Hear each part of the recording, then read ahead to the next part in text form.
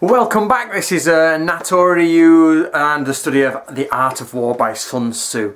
So we're going to carry on from last time, and the next point is it says that you should anger and confuse the enemy so that they will not work well. So basically make them angry, make them confused, infuriate them to stop their rational thinking. Make them make judgments that, they wouldn't normally make because of their emotion.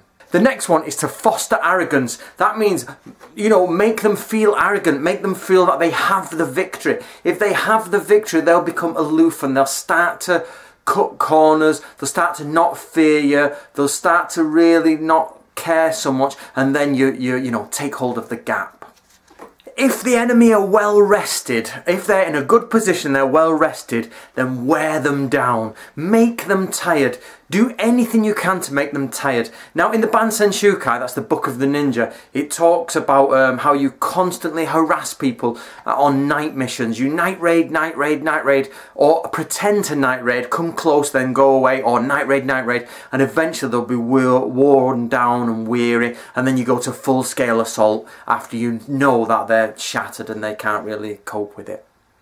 The next one is, if they are united, separate them. So this can be done in many ways, of course. You could physically separate their army by dividing, having them make the decision to divide. You could separate them by making the allies or an allied force argue with each other. Again, going back to the Book of the Ninja, it says here that this is really difficult to do if they're all from the same clan. However, if they're from a coalition of clans, i.e. they've got different lords, you can cause arguments. But if they're all under one lord, and that's not just a temporary lord, it's their absolute lord that they follow, it's really difficult.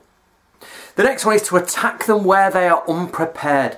Discover and find out where they are not prepared. Where's their weakest point? It's basically the weakest link in the chain, or the chink in the armour, and find that point and go for it.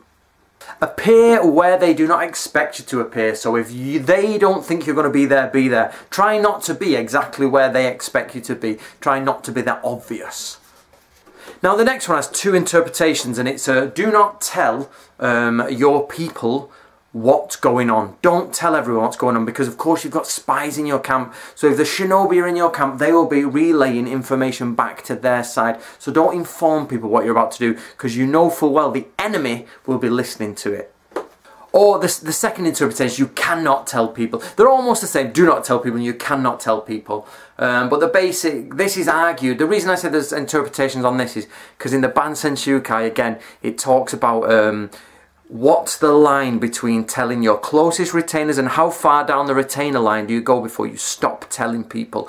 Or do you keep it all to yourself? And he says, the Fujibayashi actually talks about this, and he says that there is a limit here and there is a line, and it's very difficult to actually find which is correct, because problems will come from, if you keep it too close, your men closest to you will be not happy. But if you give too much out, the enemy will find out too much. So there's a fine line. Okay, that's it for today, guys. That's the end of the... Now, I did say there was 14 of those, but and this is what, according to Sawyer, there are 14 points. But the way the Chinese divided makes it either 13 or 14. You have to go and check it yourself. But that's it for today, and we'll come back next time with another one. See you later, guys. Remember, this is Nato Ryu, and we're here to study warfare.